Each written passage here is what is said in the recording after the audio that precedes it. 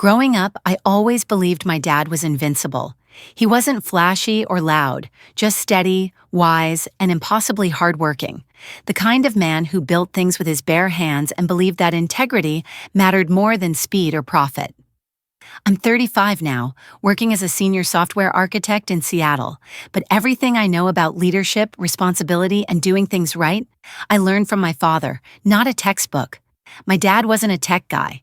He ran a construction company that he started in the late 80s with nothing but a beat-up pickup truck, a belt full of tools, and a relentless work ethic. He didn't chase easy contracts or make big promises to win clients. Instead, he believed in honest pricing and realistic deadlines. First, earn their trust, he'd say. The profits will follow. It worked. Over time, his small business became one of the most respected firms in the city, especially known for complex historical restorations. By the time I was in middle school, his name was well known in Seattle's older neighborhoods. Whenever something needed to be preserved, he was the guy they called. He wasn't just a businessman. He was a mentor, a teacher, and in many ways, an artist. The way he treated his crew left an impression on me. During the 2008 recession, when other companies laid people off by the dozen, my dad didn't let go of a single worker. Instead, he took out a second mortgage on his '67 Mustang and cut his own salary to zero. "Your employees are your family," he told me once while showing me how to replace a cracked tile in our kitchen. "Take care of them, and they'll take care of everything else." Those values shaped me. When I got promoted to lead my own dev team, I used his blueprint. Build trust, communicate clearly, and never ask your team to do something you wouldn't do yourself. Even now, when I'm knee-deep in infrastructure code and software pipelines, I can hear his voice in my head reminding me to slow down, think it through, and always choose the right tool for the job. But if there's one thing my father loved more than his business, it was the house he built with his own hands. It was a beautiful 3-bedroom craftsman-style home tucked into the older part of Seattle. Wooden beams, wraparound porch, and the most immaculate workshop you've ever seen. He bought it with the profits from his first major contract and treated it like a living museum. Every nail, every floorboard, every can of paint had a record in a spreadsheet. Every repair was documented, every tool in the garage labeled and placed with care. He called the house his legacy, not because of its size or value, but because it represented everything he stood for: patience, craftsmanship, and pride in one's work. And that garage, that was sacred ground. Every weekend, we'd spend hours in there restoring his Mustang, organizing tools, sanding wood, or just talking about life. It was where he taught me how to solve problems by breaking them into smaller parts, where I learned the value of time, precision, and humility. "Shortcuts seem smart in the moment," he used to say, "but they'll cost you in the long run." I didn't realize it then, but he wasn't just teaching me how to build furniture or fix wiring, he was teaching me how to build a life. Now, I sit in that same house, that same garage, watching it change in ways that break my heart. But I'm getting ahead of myself. This story isn't just about tools and blueprints. It's about grief, betrayal, and the hard decisions we're sometimes forced to make to honor the people we love, even when it means standing alone. And it all started with a will and a house. Dad passed away on a Tuesday morning. I still remember the phone call like it was stitched into my bones. I had just walked out of a meeting when Mom's name flashed on my screen.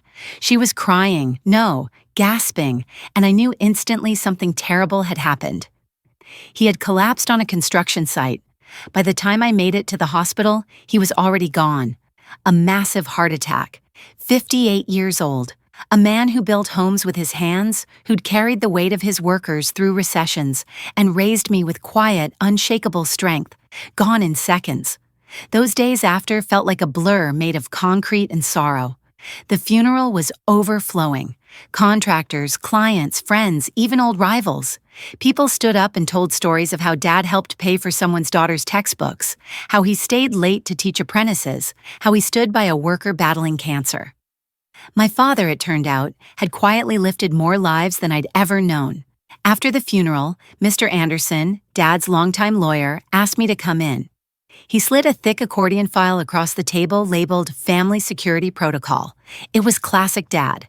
Every document was color-coded, handwritten notes explaining everything from utility payments to succession plans for his business. But the biggest shock came when I learned the house. The home he'd built with his own hands was left to me. "Your father wanted you to have full ownership," Mr. Anderson said. "No joint tenancy, no shared rights, just you." At the time, it felt more symbolic than anything else. I had my own place, a wife, and a growing career. But now I understand. That house was more than walls and beams. It was the vessel of his legacy, and he trusted me to protect it. Then came Steve. At first, he was just a name. "Steve from Grief Group," Mom would say, her voice neutral, almost casual. I was relieved she had someone to talk to. Grief is a lonely road, and I had Emily and work to keep me grounded. Mom had only the quiet echo of a house that no longer felt like home. But within weeks, Steve became a regular fixture. First coffee after church, then brunches, then dinners. He was 58, a widower, soft-spoken in front of us, but with an edge I couldn't place. I told myself not to judge too harshly. People grieve in different ways. And yet, everything began changing. The garden Dad planted with her, the one with his favorite dahlias, was ripped out and replaced with low-maintenance gravel. His old flannel shirts vanished. His beloved books were boxed up and handed to donation trucks. When she told me Steve was moving in 6 months after Dad passed, I felt a knot twist in my stomach. His kids came too, James and Lisa, 30 and 32, adults, strangers, now living in the house I grew up in. The house my dad built. My house. At first I tried to be understanding. I wanted to support her happiness. But then came the dismissals. "You're stuck in the past," Mom said, when I gently questioned why she had removed Dad's woodworking plans from the garage. Emily noticed the shift, too. "She's replacing everything," she said softly one night. "Even your father." It was true. Every Sunday dinner felt less like a family gathering and more like I was visiting Airbnb guests. Steve sat at the head of the table now. My father's chair, his name unspoken, his legacy fading under new wallpaper and vinyl floors. And yet, despite all this, I kept hearing Dad's words in the back of my mind. "Preserve those memories, son." But how do you preserve something when even your own mother is determined to erase it? 3 months after Steve moved in, it stopped feeling like my father's house. It started with the built-in bookshelves in the living room. They weren't just shelves. Dad and I built them together during his last good months, the final project we finished before his health started to spiral. Every piece of wood was hand-sanded, every bracket carefully measured. He even carved a small, hidden inscription behind one of the shelves. "For the things that matter most, Dad." One Saturday I stopped by to check on some things and nearly collapsed when I saw contractors tearing them out. I stood there, frozen in the doorway, while Steve, arms crossed, smug, watched them throw the panels into a dumpster like they were trash. "What the hell is going on?" I asked, my voice shaking. Steve didn't even flinch. "Relax, son," he said, stressing the word like it was some kind of insult. "These shelves were outdated. We're modernizing. It'll add value to the home." The home. My home. I reminded him, firmly, that the deed was in my name, that any renovations needed my permission. Steve laughed. "Your mother and I live here. We don't need your blessing to make improvements." And Mom, she just stood there, the same woman who used to arrange her antique teacups lovingly across those shelves, now brushed it off like they were clutter. "He knows what he's doing," she said, referring to Steve. "You're just too sentimental." I could barely breathe. Over the next few weeks, it became clear that Steve wasn't just playing handyman. He was rewriting the story of our home. The garage, Dad's sacred workshop, became a CrossFit gym. His tools, gone. Sold in a garage sale by Steve's son, James, while I was away on a business trip. I found out from a neighbor who'd seen the signs and was confused why the son would be selling off his father's legacy. They were replacing hardwood floors Dad had spent weeks refinishing with cheap vinyl, painting over original moldings with bland beige, gutting the character of the house like it meant nothing. It was erasure, not just of Dad's craftsmanship, but of him. Then came the paperwork. Steve started sending me invoices for upgrades, bills for improvements I never approved. backsplashes, faux stone fireplaces, lighting installations. He even suggested that he and Mom be added to the deed. Emily was the first to say it out loud. This isn't just grief, it's disrespect. She was right. When I told Steve and Mom that I would not be reimbursing anything without prior consent, Steve said, "We're paying to live here. We have a right." But the truth? They weren't paying anything. The mortgage was long gone. Property taxes, utilities, repairs. I handled all of it. It became impossible to pretend this was still a home. Even Emma, our daughter, picked up on the tension. She didn't like visiting anymore. She would cling to Emily's hand, whispering that the new people in Grandpa's house made her uncomfortable. The final straw came when I discovered the growth chart. Every year from age 3 to 18, Dad would measure my height on the kitchen doorframe. He'd write the date in tiny, neat letters. It was one of the last untouched parts of the house. Until now, gone, sanded down, painted over. I confronted Mom. She rolled her eyes. "It's just an old doorframe. We can't keep every piece of wood just because your father touched it." But it wasn't just wood. It was memory. It was love. It was Dad. And in that moment, something shifted inside me. The grief turned to resolve. The sadness to steel. I had tried to be patient. I had tried to be understanding. But this wasn't about letting go of the past. This was about defending what my father built, with his hands, his heart, and his hopes for me. The house was his legacy, and it was time I acted like it. There's a moment when grief crosses a line and becomes something else entirely. For me, that moment was standing in the middle of the dining room, watching Steve and Mom tear out the original crown, molding my father had milled by hand. Dad had spent weeks sourcing the perfect wood, matching the grain to the home's craftsman style, sanding and staining every inch himself. It wasn't just decorative, it was a tribute to the soul of the house. And now, it was in pieces on the floor. That night, after Emily put Emma to bed, I sat at the kitchen table with a glass of whiskey, staring at the spreadsheet my father had kept, his detailed maintenance and repair log for the house. The handwriting was neat, deliberate, and full of love. Every date, every coat of paint, every screw. "I'm done," I said quietly. Emily looked up. "You mean, I'm giving them 2 weeks to move out?" She didn't ask me to reconsider. She just reached across the table, took my hand, and nodded.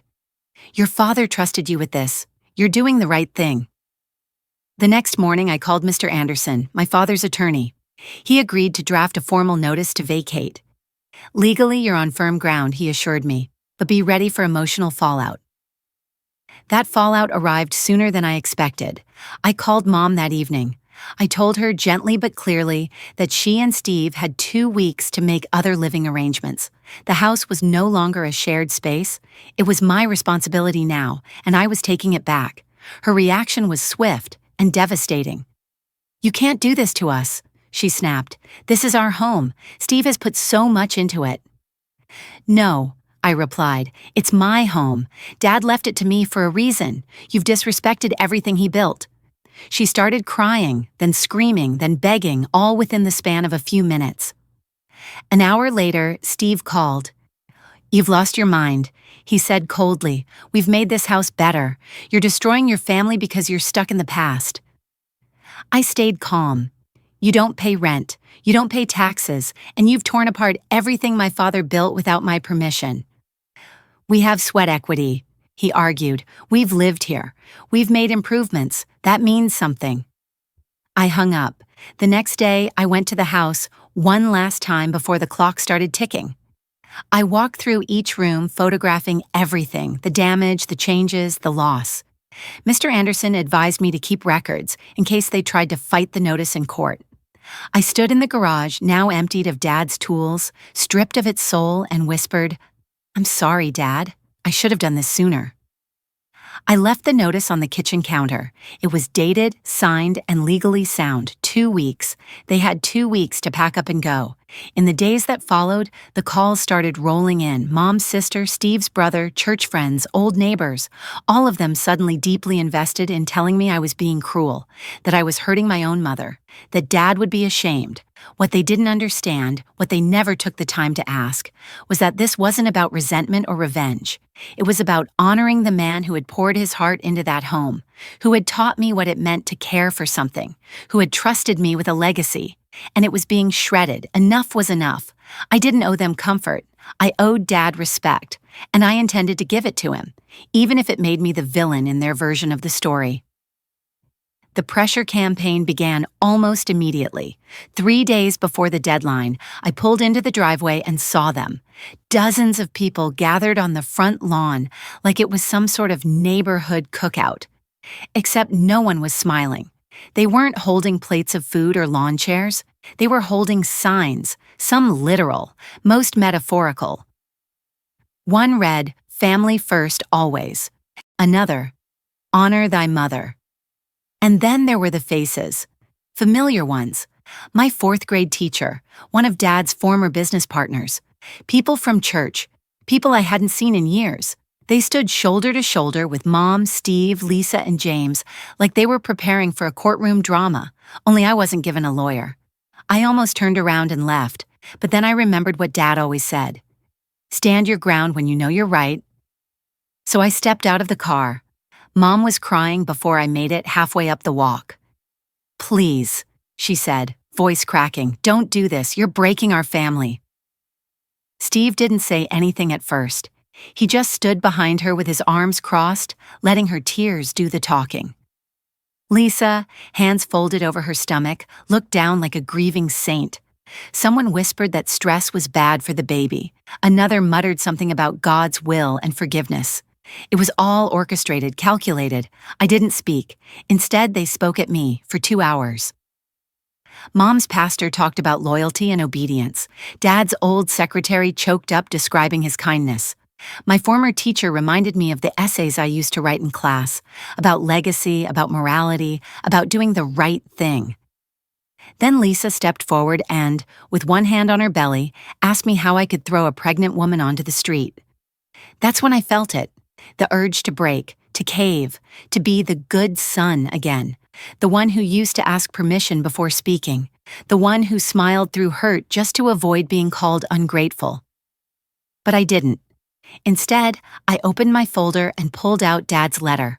I read it aloud, his own words written in his familiar script. He had made his wishes clear. He left the house to me, not out of favoritism, but because he believed I understood its value, its history, its future.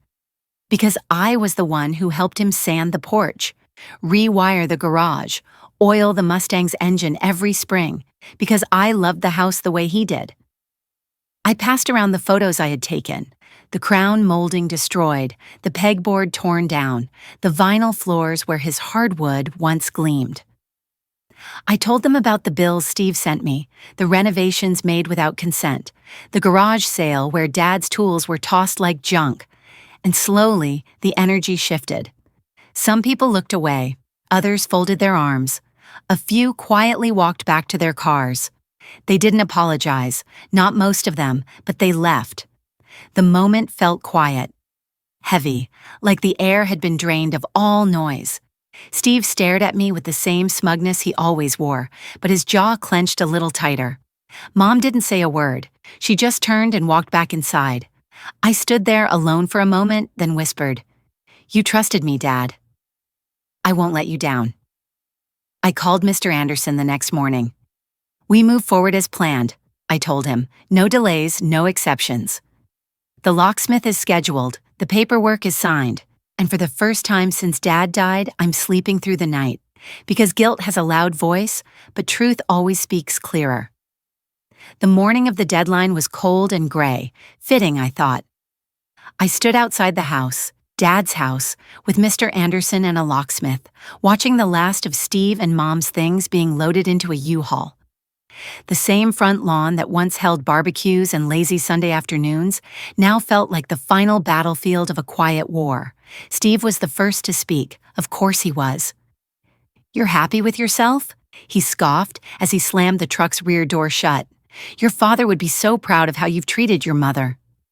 I didn't respond, because I wasn't going to defend myself to a man who gutted Dad's workshop like it was just another room on a renovation show. A man who tossed my childhood growth chart in the dumpster and painted over the walls my father built with his own hands. Steve didn't deserve a response. Neither did Lisa, who stared daggers at me while holding her belly as if it were a shield. She didn't say goodbye. She didn't need to. Her Facebook post that morning had already done the talking. "Thrown out into the cold with my unborn child. No room for love when greed takes over." Let them spin whatever version of this they want.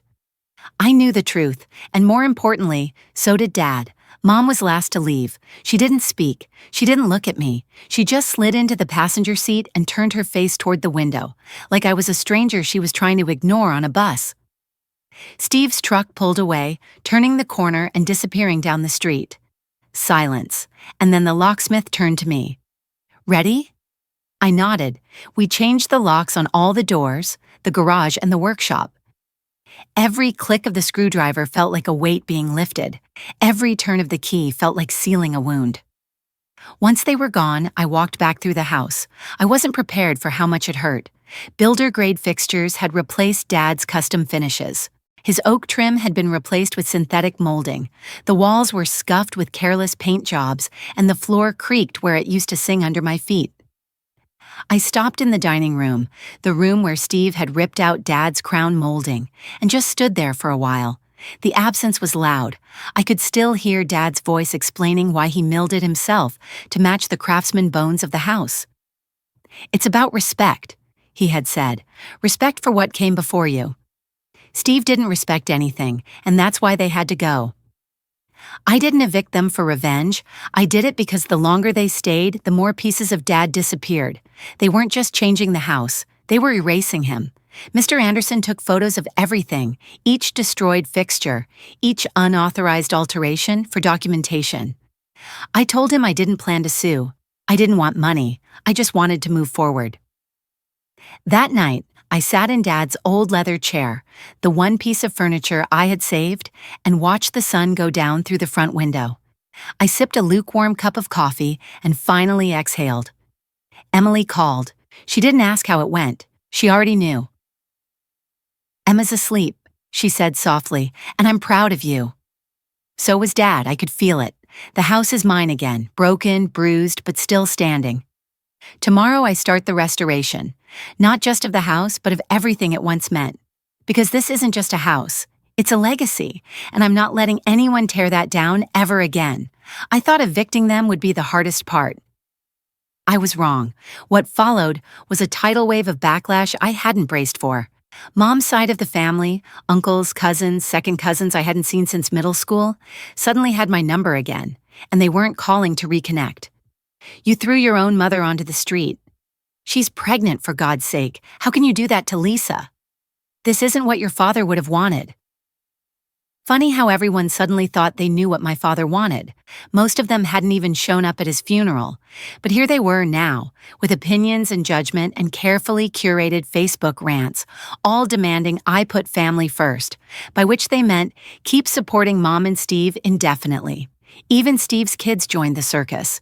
James posted a dramatic photo of Mom sitting on a plastic chair outside the house with the caption, "My poor stepmom, betrayed by her own son." Lisa chimed in from her burner account.